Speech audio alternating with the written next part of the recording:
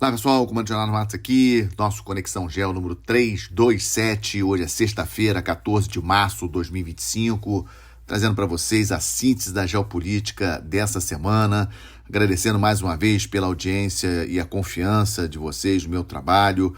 Se vocês ainda não seguem o canal lá no YouTube, sigam o canal, também estamos no Spotify, Apple Podcast e canal e também página no Instagram, Facebook e outras mídias sociais. Pois bem, o tema mais importante dessa semana, as negociações em relação ao cessar-fogo lá entre Rússia e Ucrânia.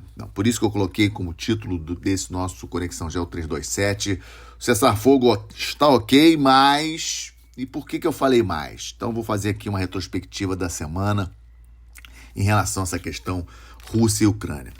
Me permitam voltar lá para sexta-feira da semana passada, dia 7, quando o primeiro-ministro da Polônia, um tema que eu considero muito importante, vi muito pouco isso na mídia, o primeiro-ministro da Polônia, ele fez um pronunciamento no parlamento polonês, falando sobre a necessidade de aumento de gastos com defesa. A Polônia, neste ano de 2024, deve gastar cerca de 4,7% do seu PIB com defesa, 4,7%.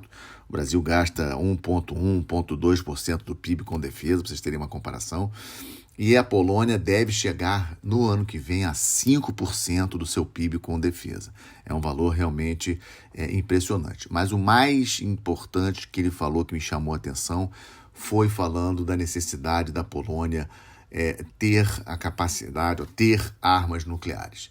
Depois o presidente polonês deu uma entrevista falando sobre os Estados Unidos instalarem na Polônia armas nucleares, mas o que o primeiro-ministro falou não foi isso. O primeiro-ministro falou sobre capacidade, sobre ter capacidade, né, ter armas nucleares, a Polônia ter armas nucleares, e ainda citou o exemplo da Ucrânia, que em 1994 teve, em função aí do memorando de Budapeste, teve que devolver as armas nucleares para a Rússia. Né? A União Soviética acabou em 91.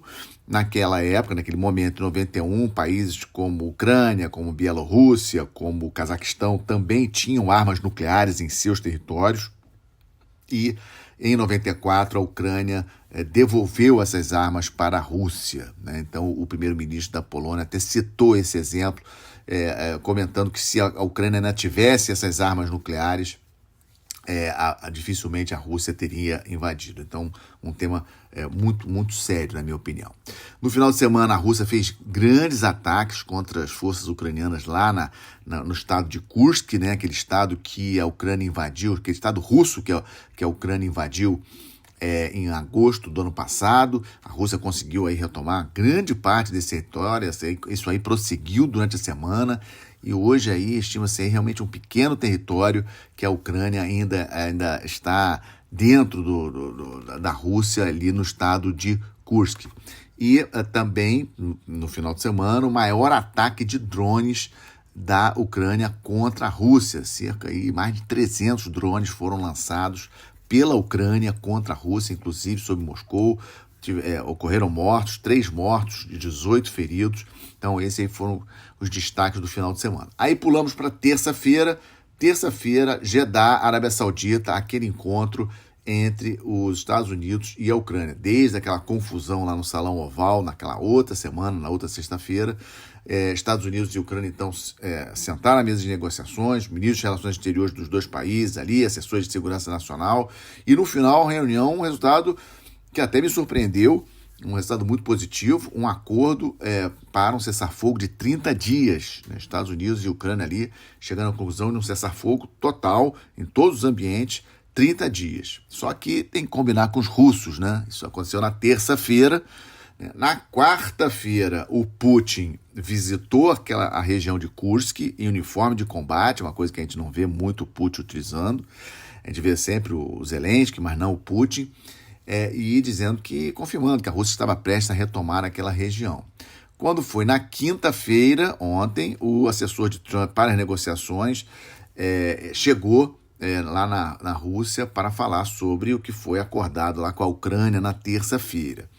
E o Putin depois, mais tarde, ontem mesmo, deu uma declaração que a manchete inicial era positiva, né? Ok, o cessar-fogo, ok, concordamos com o cessar-fogo, mas não é assim não. Mas temos que ver as questões que levaram à invasão da Ucrânia, e foi citada a questão de um comprometimento da Ucrânia não entrar para a OTAN. Também foi deixado claro que a Rússia não vai aceitar forças de paz na Ucrânia com tropas europeias. A questão do reconhecimento do território que hoje a Rússia ocupa também tem que ocorrer. Ou seja, muito complicado esse cessar-fogo, desse cessar-fogo ser, digamos assim, da Rússia concordar com esse cessar-fogo. Logo depois que o Putin falou, o Trump estava recebendo o Mark Rutte. Mark Rutte foi primeiro-ministro da Holanda e ele atualmente é o secretário-geral da OTAN, e estava lá no famoso Salão Oval, né? Tudo acontece naquele Salão Oval, está parecendo ali casa do Big Brother. E o Trump falou ali na hora ali com o Marco Rutte, numa pergunta que foi feita a ele, que lamentava aí a posição do Putin. Aliás, o Putin, quando falou também agradecendo o Trump, os dois com muito cuidado no tratamento um com o outro, né? O Putin agradeceu o Trump por estar preocupado com as negociações, e o Trump no Salão Oval, ali do lado do Mark Rutte, lá o secretário da OTAN, falando que lamentava, mas ainda tinha confiança de que as negociações vão prosseguir. As negociações devem prosseguir hoje, ainda não sabemos se ainda pode caminhar aí para algo positivo, né? E falando no encontro do Trump com o Mark Rutte ontem, lembrando que temos aí a reunião de cúpula da OTAN desse ano. Todo ano tem uma reunião de cúpula, são 32 países, né, da maior aliança militar do planeta. Esse ano vai ser na Holanda, dias 24 e 25 de junho, e um dos pontos que o Mark Rutte, obviamente muito preocupado, é de garantir a presença, né, a manutenção dos Estados Unidos na OTAN. Muita especulação dos Estados Unidos talvez sair da OTAN, coisas desse tipo, inclusive na semana passada, com o discurso que o Trump fez lá no Congresso. Uma das coisas que tinham falado antes é que talvez o Trump fosse anunciar a saída da OTAN. Então, obviamente que o Mark Rutte, na reunião ontem, estava muito preocupado em tentar fortalecer, digamos assim, mostrar esses laços dos Estados Unidos com a OTAN. Obviamente que os Estados Unidos é fundamental, é um país aí importantíssimo para a OTAN. Outro evento importante que aconteceu ontem, também nesse pacote aí, que também tem a ver com esse pacote Rússia, Ucrânia, paz mundial, reunião dos ministros de Relações Exteriores do G7 lá no Canadá. O Canadá é o presidente pro tempore do G7 esse ano, vai ter reunião de cúpula lá também em junho desse ano. E o Marco Rubio deve ter tido aí uma certa dificuldade nos bastidores para se explicar com os outros ministros de Relações Exteriores em função dessa guerra de tarifas que o chefe dele está fazendo com vários países, inclusive com o próprio anfitrião do evento, o Canadá. Na reunião, como eu falei, aconteceu ontem lá no Canadá. O conflito, então, Rússia e Ucrânia prossegue. A Rússia não quer perder o momento. A Rússia, como eu falei, conseguindo avançar ali e retomar o território dela, que a Ucrânia tinha avançado lá em agosto no estado de Kursk, e também ali no leste ali da Ucrânia, a Rússia também conseguindo alguns resultados. Então, vamos aguardar, vamos ver como que a situação aí desse conflito vai avançar, se os Estados Unidos vão conseguir convencer o Putin para esse cessar-fogo de 30 dias, mas, na verdade, o Putin quer ganhar território o máximo possível, aproveitando esse momento aí favorável. Aliás, não comentei com vocês, mas na terça-feira, quando teve o acordo entre os Estados Unidos e a Ucrânia em relação ao cessar-fogo, logo uma das coisas aí que foi anunciada logo a seguir foi que os Estados Unidos voltaria a fornecer armas para a Ucrânia e também inteligência. Isso também foi uma vitória, digamos assim, para a Ucrânia. Então vamos seguir acompanhando, e enquanto isso, aqui no Brasil, nada, impressionante, né? Nada. No Conexão Geo da semana passada falei sobre o Brasil nessa história. Essa semana, muitos de vocês aí me cumprimentaram, falando que era importante falar do Brasil, mas não vi nada do governo sobre isso. Eu vi o presidente preocupado em rebater o Trump com relação às questões da tarifa, alguns ministros também falando dessa questão dos 25% das tarifas, mas nada com relação a incrementar a capacidade de defesa do Brasil, estamos preparados para esse mundo aí que está cada vez mais complexo. É impressionante, não vi Congresso falando sobre isso e também não vi a imprensa de uma maneira geral cobrando do governo algo mais concreto em termos de preparar o país militarmente, como nós estamos vendo aí em vários países da Europa, mesmo Estados Unidos, Japão, ou seja, está todo mundo se armando e aqui a gente está, parece que seguimos vendo um filme, né, de streaming, né, como se fosse uma série, todos esses conflitos que estão acontecendo no mundo. Bom, falando em conflito, segundo tema, não poderia deixar de ser, Oriente Médio. Israel segue pressionando o Hamas com relação à questão dos reféns. Cerca de 24 reféns seguem com vida dentro da faixa de Gaza. Aquele plano de cessar-fogo já está bastante complicado. Israel resolveu cortar ajuda humanitária, chegou a cortar energia para a faixa de Gaza. A situação lá, a ONU acusando Israel de crime contra a humanidade. Uma coisa impressionante. E, assim, não temos nada de concreto. Quando que se os Houthis vão devolver?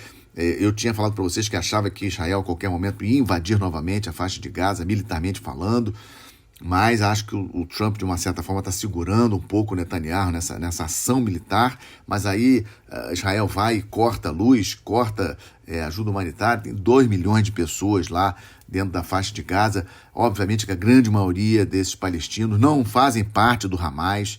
O Hamas é um grupo pequeno em relação a esses 2 milhões. Então vamos seguir acompanhando, situação muito tensa ali na faixa de Gaza, a qualquer momento poderemos ter alguma coisa muito séria. Essa semana, em relação à região também, importante nós comentarmos que os Houthis lá no Iêmen, que estavam quietinhos em função do cessar-fogo, etc., se pronunciaram e disseram que cancelaram o cessar-fogo e a qualquer momento podemos ter uma novidade de um navio de uma empresa israelense sendo atacado novamente pelos Houthis, né? Já estamos aí há muitas semanas sem nenhum ataque dos Houthis ali na região do Mar Vermelho, mas isso pode mudar a qualquer momento, estamos de olho.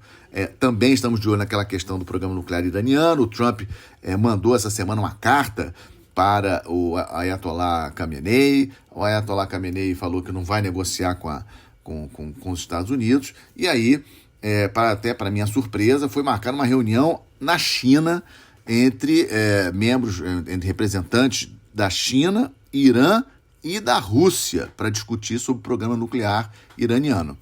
Achei muito interessante, não estava esperando. Essa reunião acontece hoje, sexta-feira, lá na China, como eu falei para vocês. Então vamos ficar de olho no que sai dessa reunião.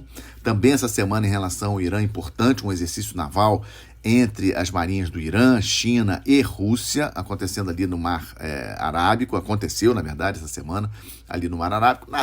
Nenhum exercício de grande complexidade, né? Foi só para mostrar a bandeira, a fotografia, etc., mostrar que o Irã tem aí a China e a Rússia como amigos. Na verdade, é importante para o Irã, nessas horas aí, muita preocupação. Já falei isso para vocês, o Irã, obviamente, muito preocupado em um possível ataque de Israel contra as instalações nucleares iranianas.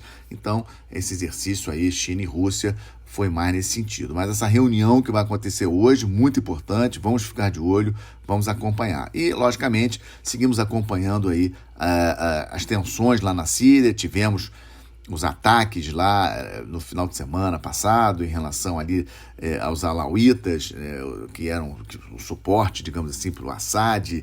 As forças atuais que estão governando a Síria atacaram lá os alauítas, mais de 1.000 mortos, muita tensão ali na Síria. A Síria ainda temos muitos problemas ali na Síria, mas seguimos de olho e qualquer novidade eu trarei aqui para vocês. E falando de seguir de olho, estamos de olho, obviamente, a impressionante guerra de tarifas, né? Estados Unidos contra o mundo quase, mas o interessante é a questão contra o Canadá, que essa semana ganhou aí contornos bastante estressantes, quando o governador de uma das províncias do Canadá disse que ia cobrar mais 25% de tarifas na energia que fornece para várias cidades dos Estados Unidos. Cerca de 1,5 milhão, 2 milhões de habitantes aí recebem energia dessa província, aliás, a principal província do Canadá, mais importante economicamente falando, a província de Ontário, capital Toronto.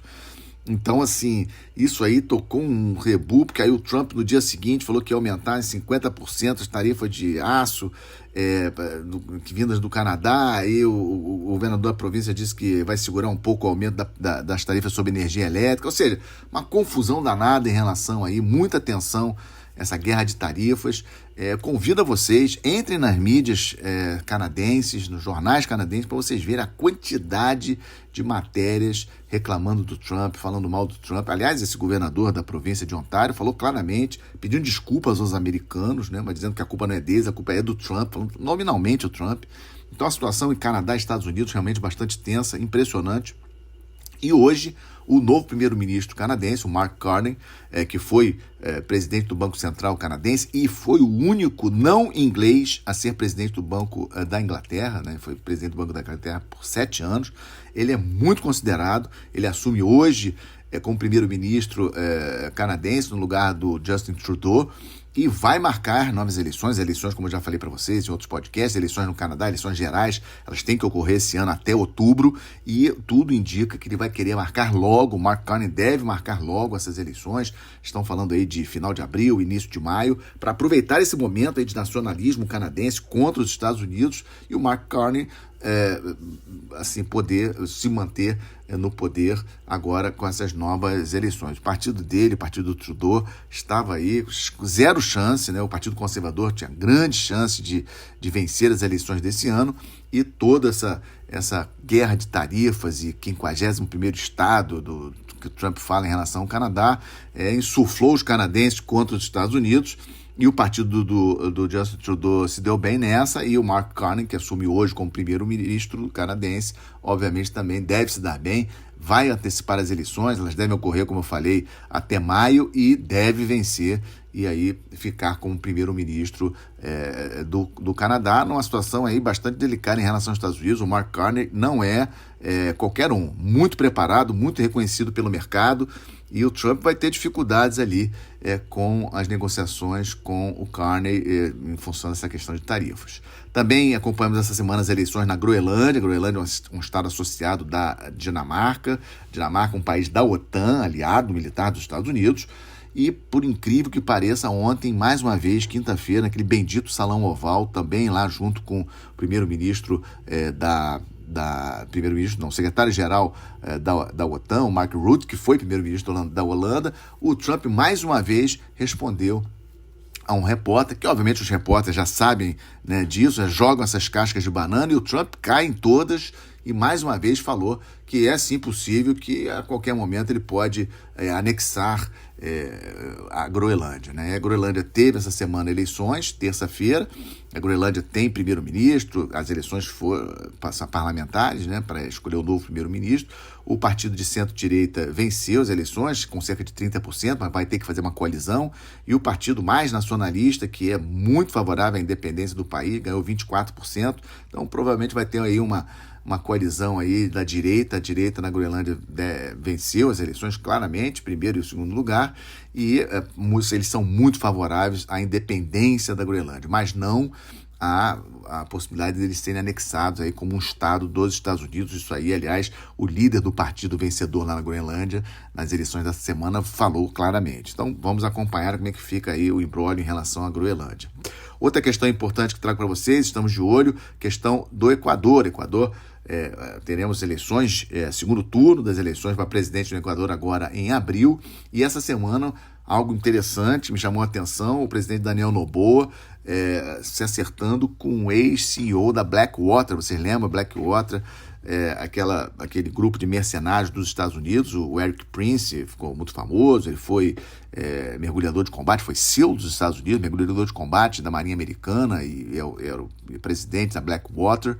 E o Daniel Noboa contratando o Eric Prince para assessorá-lo, para ajudá-lo na questão do combate às organizações criminosas lá no Equador, tanto em terra como também, até chamou a atenção, citado lá no documento do Equador, lá na reportagem equatoriana, da Jornal Equatoriano, a questão de pesca ilegal. Então, algo que vou ficar de olho, porque é uma novidade, né? Um país contratar assim claramente um cara ligado a grupos paramilitares, assim, aqui na América do Sul, para mim é uma novidade, e esse cara aí vai, provavelmente, junto com o seu grupo, combater aí, ajudar o governo equatoriano a combater aí as organizações criminosas, que é um ponto aí fortíssimo para as eleições aí de abril, essa questão da instabilidade no Equador. Também aqui na América do Sul, confirmadas eleições na Venezuela para 25 de maio, as eleições de Estado, mas o importante não são as eleições dos estados dentro da Venezuela, não. O importante é que a Guiana Essequiba,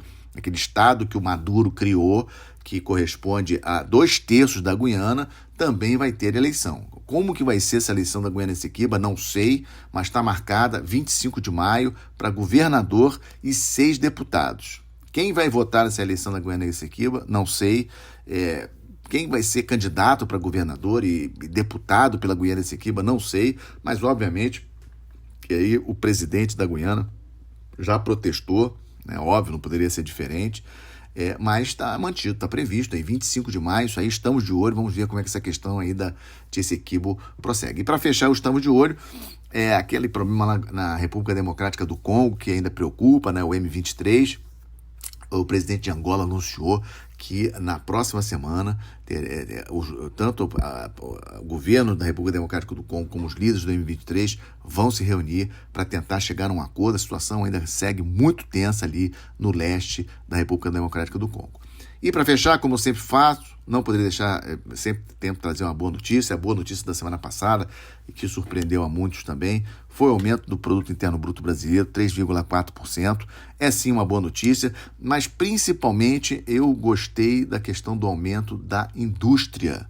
Muito importante, né? Especialmente a indústria de transformação, ou seja, carros e outras máquinas, etc.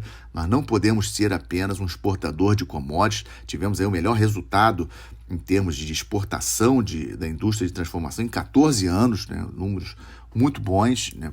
Não no tamanho que deveria ser em relação ao tamanho do Brasil, mas pelo menos foi sim um resultado positivo, como eu falei, o melhor resultado da indústria de transformação em 14 anos. Então eu quis trazer também como boa notícia esse bom resultado da economia. Temos problemas, temos questões importantes, sabemos disso, estamos acompanhando aí os números em relação a problema de inflação, gastos do governo, estatais com problemas, mas o resultado da economia crescendo 3,4% é importante para a população brasileira, para a sociedade brasileira de maneira geral, e é com ela que fecho mais esse Conexão Geo 327, agradecendo a vocês. Se gostaram, deixe o seu like, compartilhem com seus amigos, ajudem a divulgar o canal. Um excelente final de semana, uma boa semana, até a próxima sexta-feira. Muito obrigado.